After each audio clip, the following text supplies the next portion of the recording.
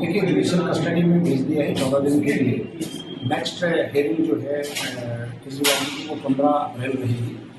तो अब judicial custody में जाने का मतलब ये है कि भी अब हमारे पास राइट है कि हम बेल के लिए मूव कर सकते हैं, क्योंकि जब तक पुलिस कस्टडी रहती है तब तक बेल में मूव नहीं कर सकते। तो अब हमारे लीगल टीम डिस्कस करते हैं कि अकॉर्डिंगली आगे का कोर्स ऑफ एक्शन क्या होगा वो तय करेंगे।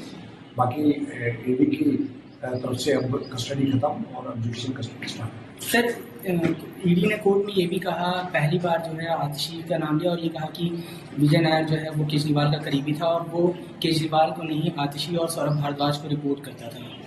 देखिए, ईडी अपनी एक नई स्टोरी लेके आ जाती है, जबकि आज जुडिशियल कस्टडी की उनकी एप्लीकेशन थी और उस एप्लीकेशन में उन्होंने कहा कि क्योंकि हमारे को 15 दिन की मैक्सिमम कस्टडी मिल सकती है, हम लोग अभी नहीं ले रहे, बाद में हमारा राइट है। तो जबकि कानून बिल्कुल क्लियर है कि 15 दिन तक कस्टडी ले सकते हैं। जो कस्टडी उनकी होगी तो अब जुडिशियल कस्टडी होने के बाद अब रेड टू अरेस्ट केस में दोबारा वो एप्लीकेशन नहीं कर सकते हैं।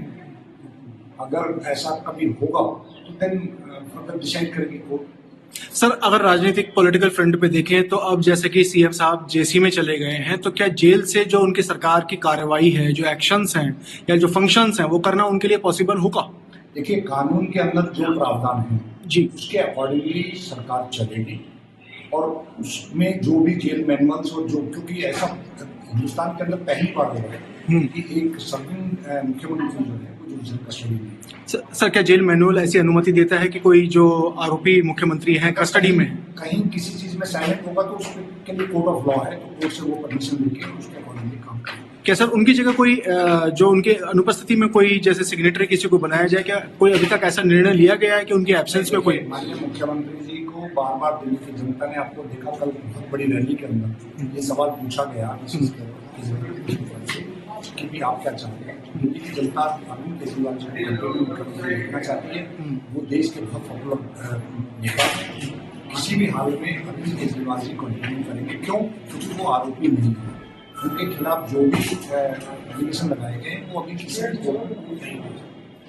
सर, एक और आखिरी सवाल, कल गहलोत जी को जैसे ईडी ने सम्मन दिया था और आज 2 आम आदमी पार्टी के नए नेताओं का नाम जो है कोर्ट में ले लिया और ईडी की तरफ से ये भी कहा गया कि हम आगे भी कस्टडी ले सकते हैं क्योंकि उनके पास भी समय बचा हुआ है। ऐसे आप इस पूरे जो घटनाक्रम है उसको राजनीतिक दृष्टि से कैसे देखते हैं? देखिए, ईडी पूरी तरीके से भारतीय जनता पार्टी और नरेंद्र मोदी जी की इंस्ट्रक्शन पे काम कर रहे हैं।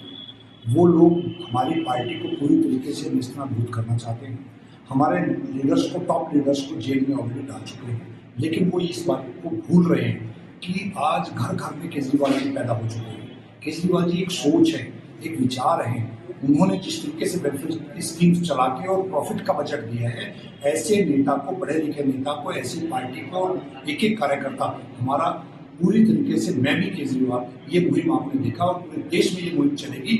और भारतीय जनता पार्टी को अगर कोई रोक पाएगा, मैंने पहले भी ये बात कही थी कि नरेंद्र मोदी जी का काल अगर कोई है तो उनका नाम है अरविंद केजरीवाल। हमसे जुड़े रहने के लिए हमारे YouTube चैनल को सब्सक्राइब करें और नई वीडियो की नोटिफिकेशन के लिए बेल आइकॉन को दबाएं।